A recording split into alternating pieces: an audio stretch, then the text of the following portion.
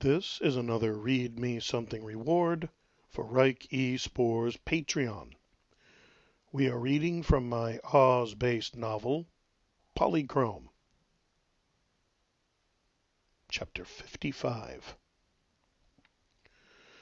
Even more mad than I had imagined, and this a move I cannot counter. For a moment Ugu forgot his opponent, forgot even his pain, as he looked upon true horror. She was mad, and she may still have been right in her arrogance. She is the very race of phantasms in a single being, a monster of destruction and hatred given indomitable life and power. He looked over, heard the muttered curse under the breath of the shimmering avenger. Even he knows he has met his match, and perhaps more. The order to stay was as though spoken to a dog, but Ugu did not protest.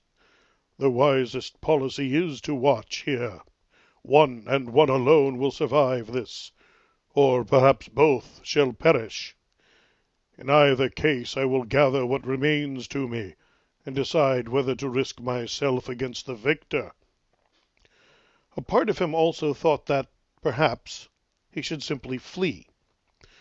But that, too, he was denied, for though his throne was shattered and his armies embattled, still was he king in Oz, if only for moments more, and he would see how this would end. He owed Oz that much, and in truth, perhaps he had no more stomach for this fighting any more. It had cost the lives of so many, the souls of others. Eric Medan launched himself upward, and the verdant dragon smashed him down, and Ugu understood the cleverness of her plan. Insane, but far from stupid. He has no allies left who could save him from a fall, and he cannot use his mortal power while flying. He cannot reach her without magic, but the magic will not avail him against her. And then Ugu gasped, a silent curse on his lips, as Eric Medan became something else, a monster fully the equal of Amanita's dragon, yet different, a massive bipedal form that loomed like a mountain and gave vent to an alien echoing roar that screeched like tearing metal and boomed like thunder, and sent forth a column of blue-white fire that stopped the verdant dragon's power cold in its tracks. But even that 500-foot titan could only stop the dragon once, and it was gone, leaving only the man behind, and Ugu could see the desperation and growing despair on Eric Medan's face. But then, a realization, an idea, and the phantom image of a warrior transfigured to a gold-blazing avenger only slightly less substantial than the burning man of fairy power that remained at the core, launching himself at a dragon that covered the sky. The dragon fire enveloped the auric flame, but it seemed to bore through the black-green destruction, cutting forward ever closer, ever nearer the great head, and the light disappeared, and there was only a tiny dot hurtling the last few yards, and the verdant dragon's fire gone with true mortal power, and the great jaws snapped shut even as the dot streaked inside.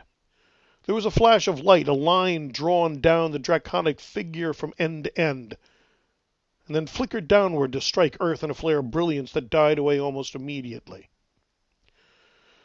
The dragon that had been Amanita Verdant convulsed, bellowed, and plummeted from the sky, smashing down atop the same point like an avalanche, piling up an impact that sent a shockwave through the ground that just kept going, breaking the last of the gray palace, leaving only the original castle of Ozma, also gray stone, yet more solid than anything he had built.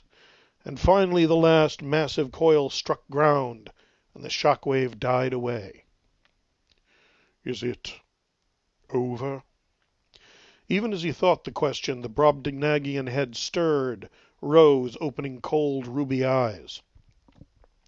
And just before the head another figure rose, tiny but glowing, staggering, cradling a broken arm, standing on a leg that bent wrongly, yet the leg was straightening, the arm as well, though they seemed less pieces of a living thing than shimmering outlines, a sketch of a man done in sunlight and fire.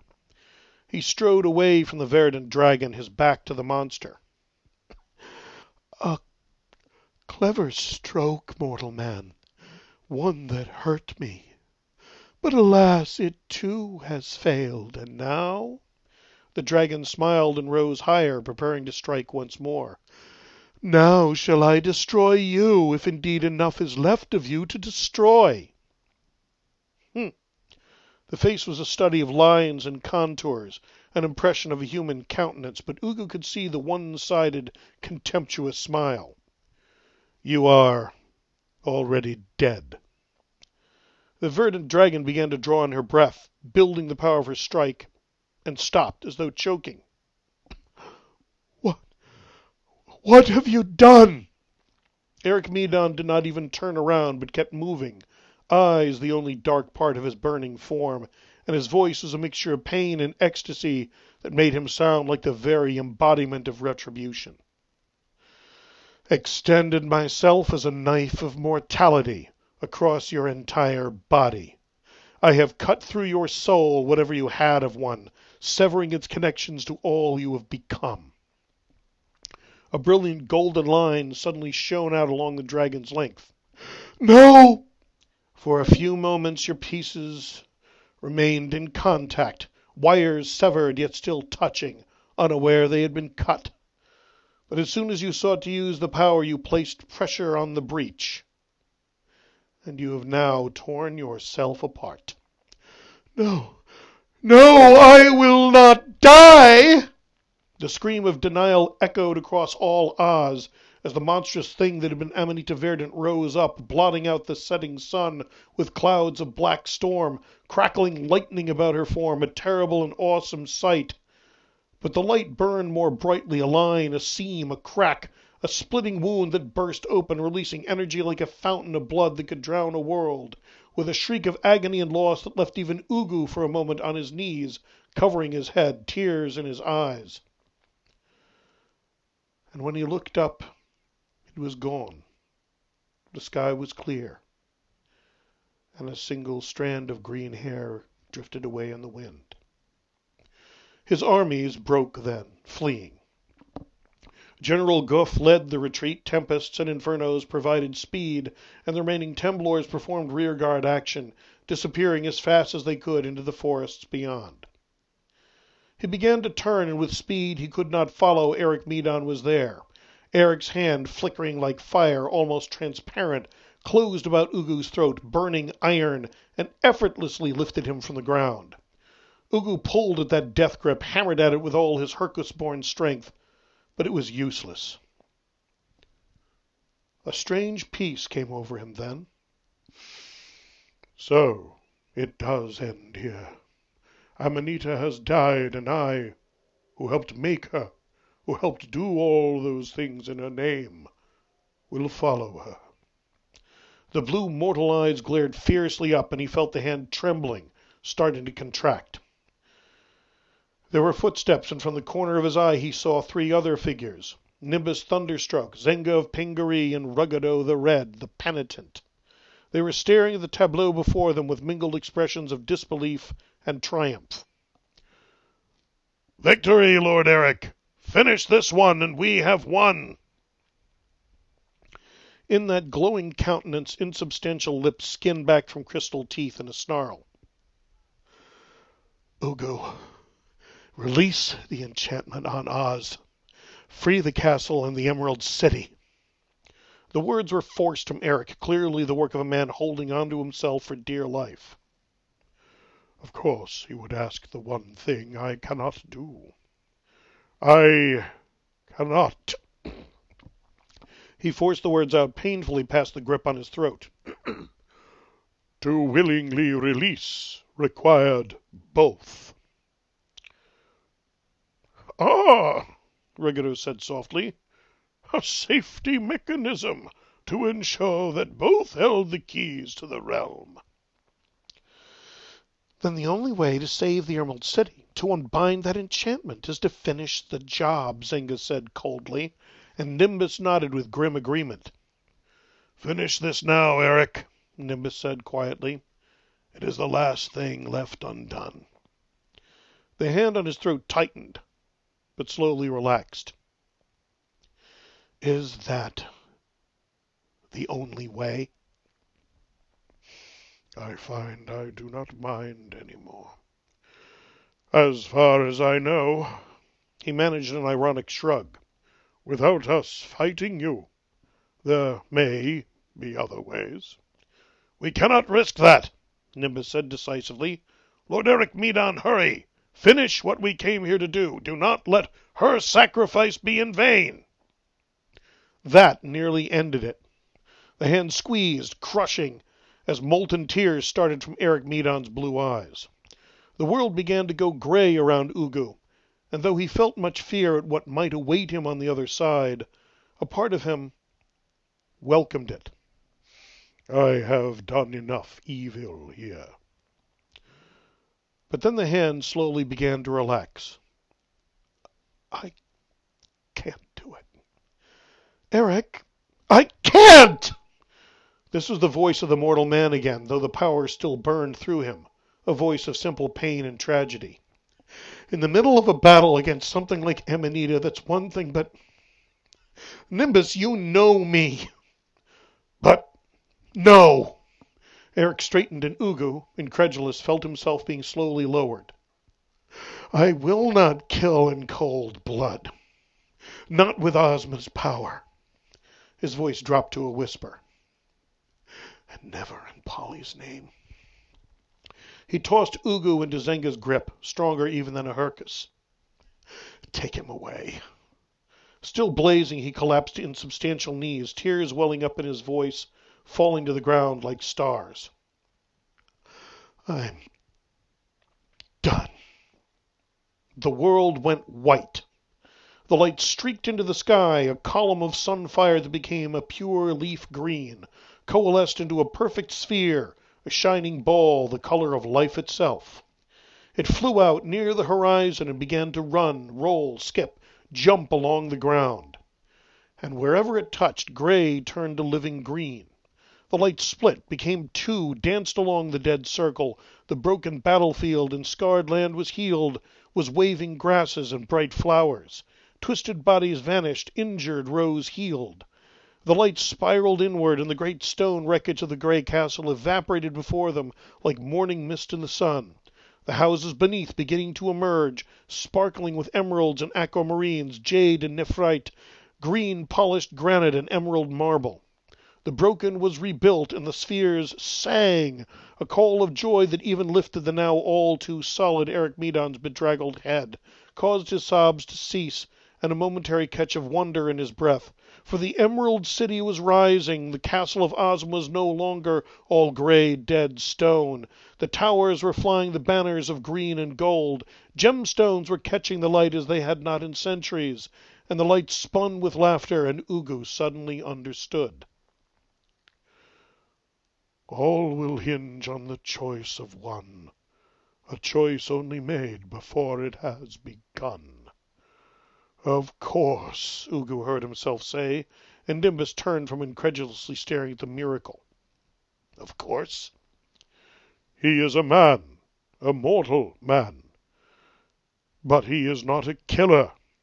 He sought to avoid killing, even in our battle, for much of it. Had he killed me then, it would have been an act of deliberate evil, using the power of Ozma in ways, he smiled bitterly, that only we have ever attempted. He would have become that which he had fought, and in doing so would have destroyed what he came to defend. Only by being true to his own nature, only by having, as his true nature, mercy in his heart rather than hatred, could he release the spell by releasing the power that otherwise was bound to him unto death. The lights coalesced again as the Emerald Palace was restored, coming together at the entrance. And from within that light came a figure, a woman, a girl really, with coal-black hair around a delicate face for which beauty would be a poor and inadequate word, in royal robes and with a dainty crown upon her head, a great emerald scepter in her hand. Nimbus dropped to one knee, followed by Ruggedo, Zenga, all the men and women emerging from the newly freed houses, the soldiers only now approaching. Ugu, too, dropped to his knees. Zenga looked mildly surprised that she had not had to force him down. I have lost. I shall take this defeat at least with somewhat more grace than my first.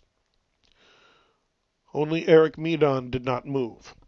He remained on his hands and knees, immobile, as though even this miracle was not enough to give him hope or care. Ozma looked down at him with sorrow, but did not intrude.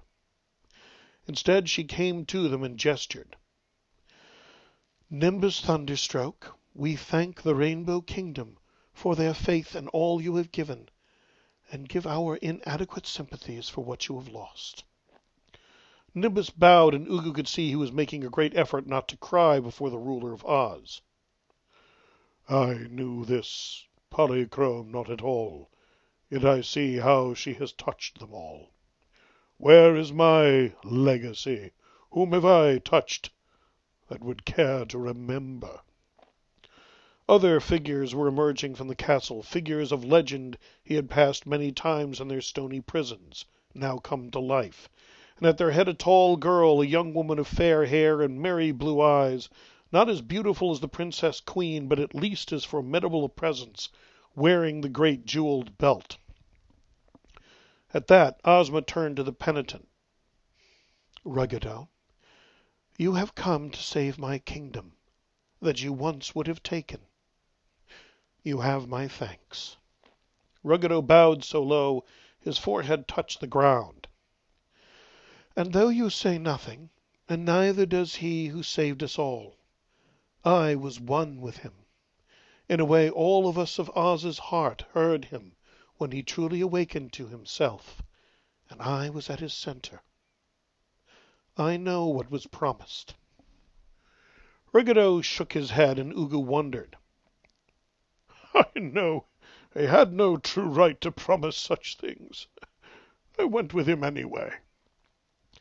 And because of that, the promise will be kept.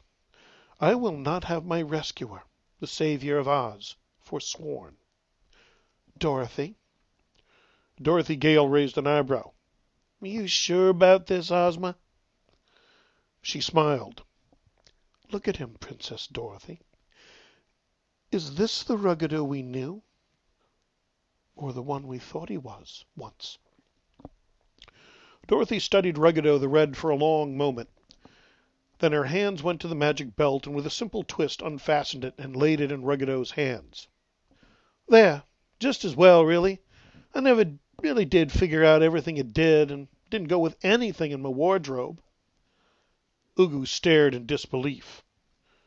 They have just given away one of the most powerful artifacts of fairy to a former enemy.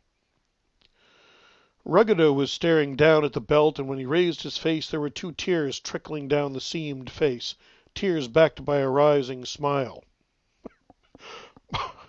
My dears, I do not know what to say. I gave up hope of this when I gave up hatred, I think, and...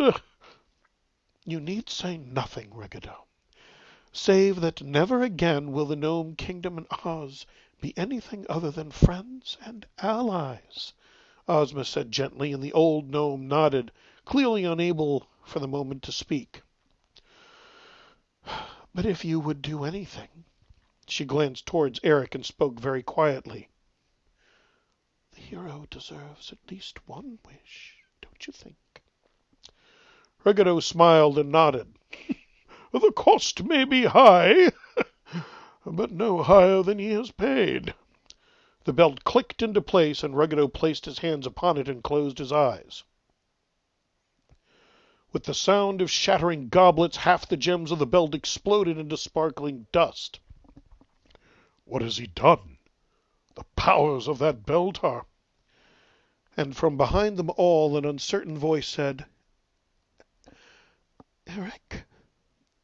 Eric Medon snapped upright, and on his face was a look of utter terror, the look of a man who dares not look, dares not hope, because he knows that if that hope fails, it will shatter him completely. Eyes wide, voice trembling, he turned his head slowly, almost unwillingly. Polly? Rising from the ground, even her stained garments once more unmarred, the golden-haired daughter of the rainbow stood, pale, unbelieving, her gaze only for the man before her.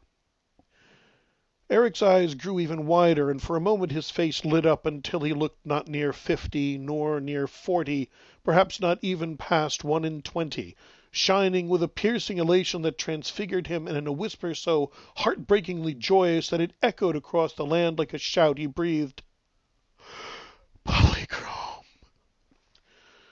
The two were suddenly in each other's arms. Their lips touched and would not let go, even as the daughter of the rainbow began to dance.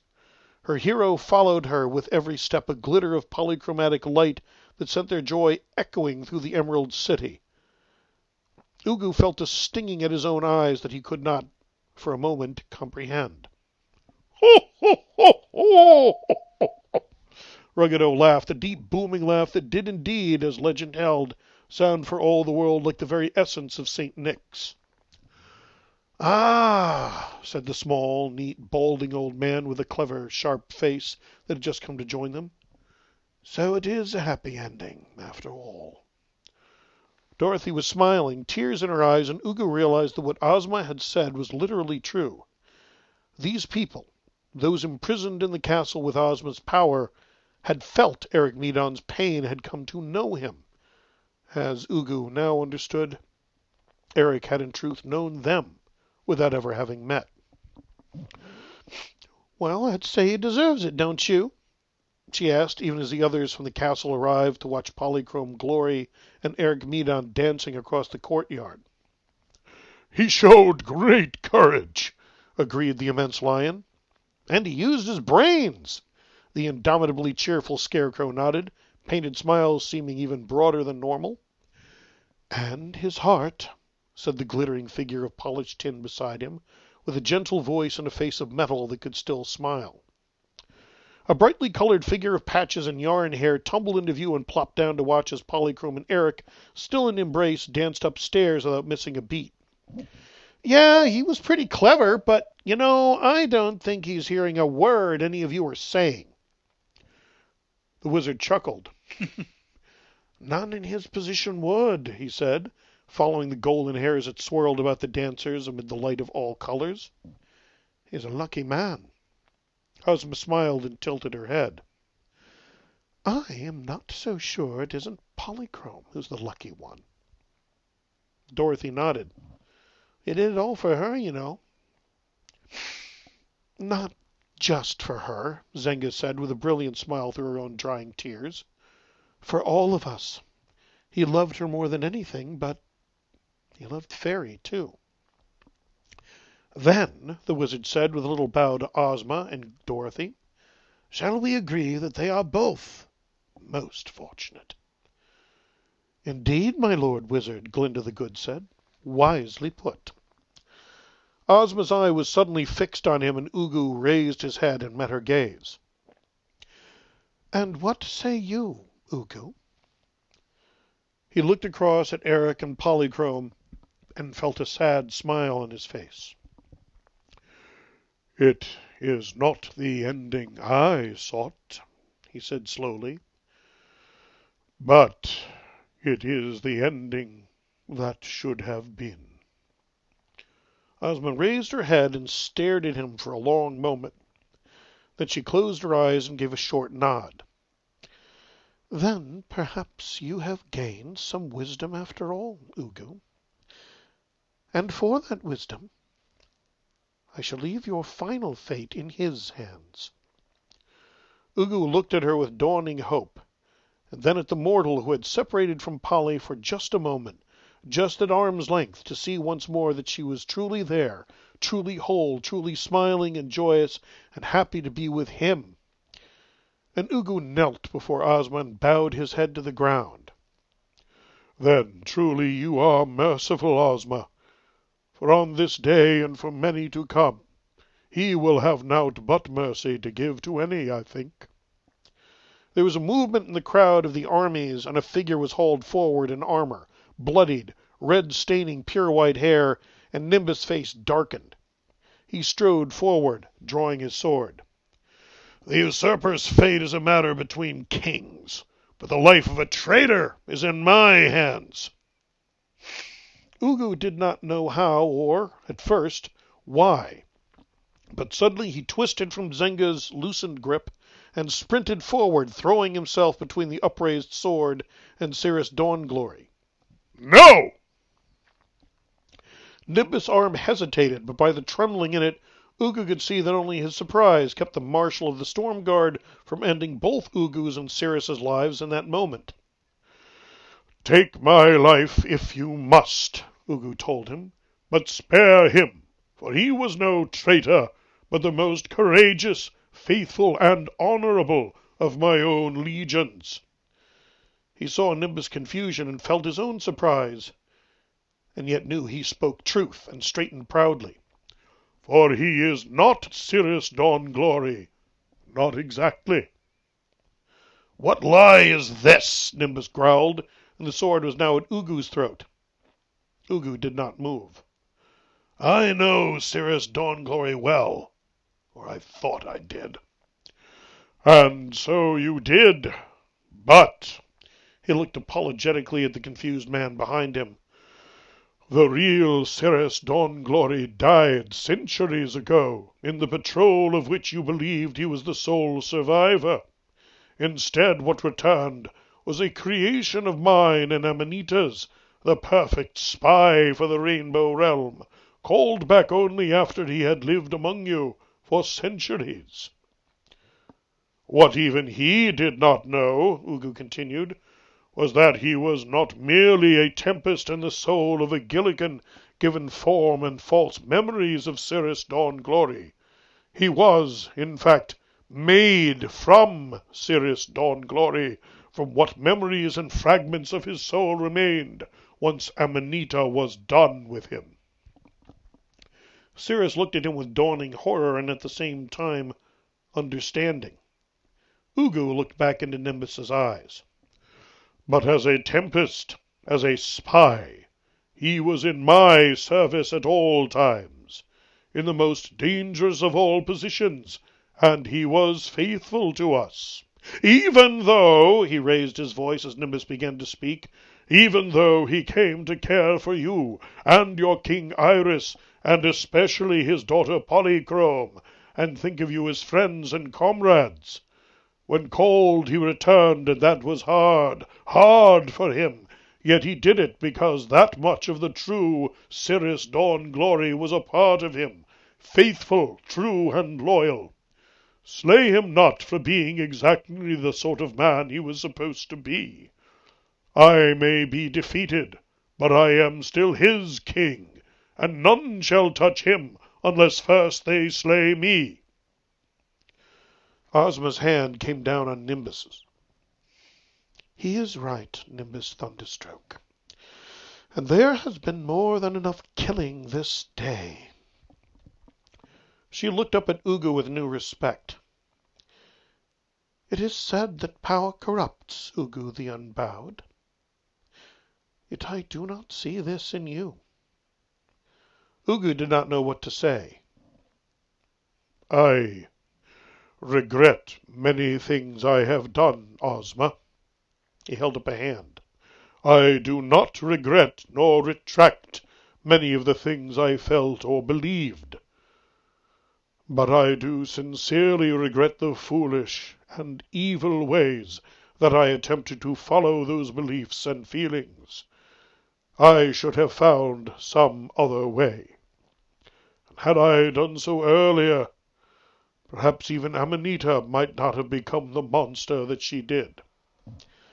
"I kind of doubt that," Dorothy said tartly. "She was a downright mean woman from the start. You have changed, Ugu, even if it did take a lot more than changing you into a dove." A sun shower, rain falling from a nearly clear sky, suddenly fell over them, and he could see Polychrome and Eric Meadon laughing as they danced in the rain. Ugu heard himself chuckle, and it was a strange sound indeed, one without malice or the heaviness of intrigue. "It required that I change myself, Princess Dorothy. That is a harder task than a mere belt might accomplish." He glanced at Ruggedo and the somewhat diminished belt. A greater light shimmered above, and they all looked up to see a great rainbow descending from the heavens. "We have reached the ending of this story, I think." "Not quite," Ozma said. "The last words have yet to be spoken by the hero and the princess, and we all should be there for that moment."